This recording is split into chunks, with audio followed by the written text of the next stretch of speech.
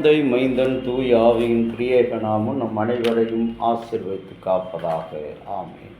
கிறிஸ்து இயேசுவுக்குள் எனக்கு அன்பான தேவ ஜனமே, இன்றைய நாளின் பரிசுத்த யோவானின் பாலைவன சத்தமாக உபாகமம் 9ஆம் அதிகாரம் 14வது வசனம். நீ ஒன்றும் சொல்லாதே, நான் அவர்களை அழைத்து வானத்தின் கீழே இராதபடி அவர்களை அற்றுப்போக பண்ணுவேன், உன்னையோ பெரிய ஜாதியாக மாற்றுவேன் என்று வாக்கு கொடுக்கிறார்.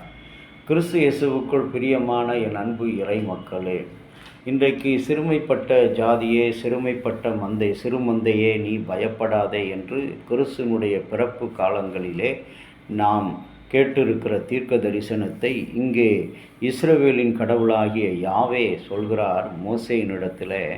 நீ உடனடியாக சென்று அவர்களுக்கு நான் கொடுத்த இந்த கட்டளைகளை கொடு என்று சொல்லி. ஆனால் இவ்வளவு சீக்கிரத்துக்குள்ளே அவர்கள் மனம் மாறுவார்கள், விலகுவார்கள் என்று எனக்கு மிக ஆச்சரியமாக இருக்கிறது.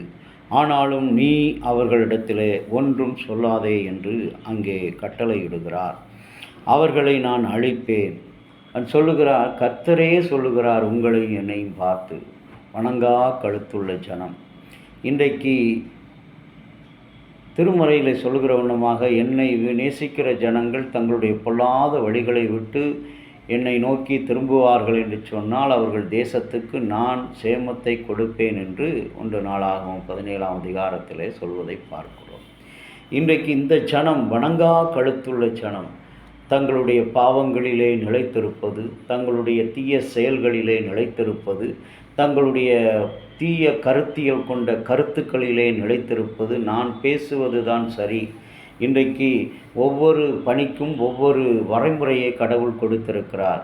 திருமுறையிலும் சரி, ஆசாரிய ஊழியத்துக்கென்று ஒரு அடிப்படை வரைமுறையை, ஒரு ஒழுங்கை, கட்டுப்பாடை, ஆசாரிய ஊழியத்துக்கு உதவியாக பணிமுட்டுகளை எடுத்து வைக்கின்ற பணி உதவியாளருக்கென்று ஒரு காரியம் வைத்திருக்கிறார்.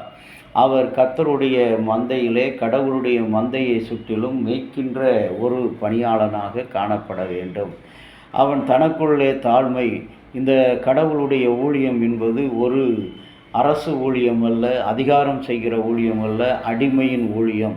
எல்லோருக்கும் பணிந்து நடக்கக்கூடிய ஊழியம், பண்பாய் நடக்கக்கூடிய ஊழியம், கீழ்ப்படிந்து நடக்கக்கூடிய ஊழியம்.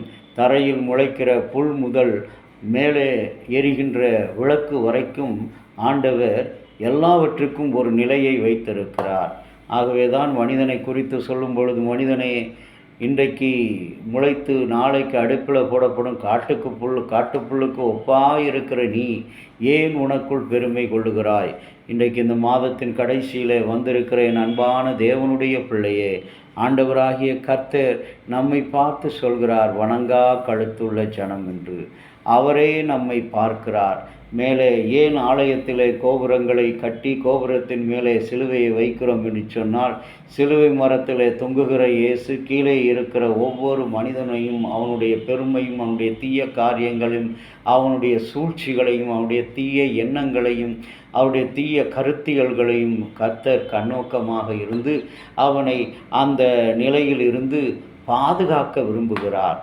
அது இந்த நாளிலே பழைய ஏற்பாட்டு காலத்தில் கண்ணுக்கு கண் பல்லுக்கு பல் என்கின்ற அந்த பழிவாங்கும் உணர்ச்சியை கர்த்தர் அங்கு வைக்கிறார். வணங்கா கழுத்துள்ள ஜனம், நீ இவர்களிடத்தில் நீ ஒன்றும் சொல்லாதே. அவர்களுக்கு தெரிய வேண்டும், தானாகவே ஒரு பணிக்கு வந்தால் நான் இந்த வேலையை செய்வேன், எப்பொழுதும் எஜமானங்களுக்கு நான் கீழ்ப்படிந்து நடப்பேன், என்னுடைய அதிகாரிகளுக்கு, என்னை நடத்துகிறவர்களுக்கு நான் பணிந்து நடப்பேன். அப்படி பணிந்து நடக்காத பட்சத்தில் உன்னை நான் அழித்து போடுவேன் என்று சொல்லுகிறார். நான் அவர்களை அழித்து அவர்களை உன்னை பெரிய ஜாதியாக மாற்றுவேன்.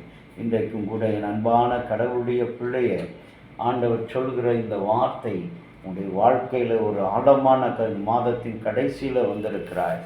இந்த 5வது மாதம் தேவன் நமக்கு கொடுத்திருக்கிற இந்த கிருபையை நினைத்து கடவுளுடைய திருப்பணிக்கும், கடவுளுடைய திருச்சபைக்கும், கடவுளுடைய மந்தைக்கும், இந்த உலக மக்களுக்கும், இந்த உலகத்துக்கும், இந்த நாட்டிற்கும் நீங்களும் நானும் ஒரு சாட்சியாக விளங்க கடவுள் அழைக்கிறார். ஆண்டவரை நோக்கி செபிக்கலாமா? கடவுளே, நாங்கள் மனமாற்றம் இல்லாத ஒரு முரட்டாட்டு குணமுள்ளவர்கள் என்பதை அறிந்து எங்களை வணங்கா கழுத்துள்ள மக்களாக நீ கொண்டிருக்கிறீர்.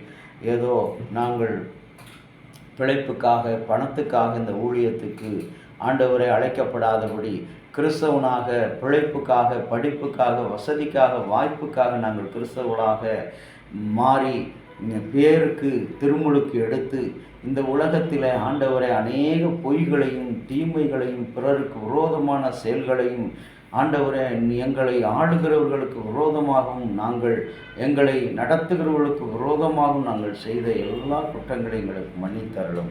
திரியேக தேவனுடைய நாமத்தில் இந்த நாள் முழுவதும், இந்த மாதம் முழுவதும் பாதுகாத்தை போல புதிய நாளுக்குள் அடி எடுத்து வைக்க அருள்தாரும். இறைமைந்தன் இயேசுவின் நாமத்தில் வேண்டுகிறோம் நல்ல பிதாவே, ஆமென்.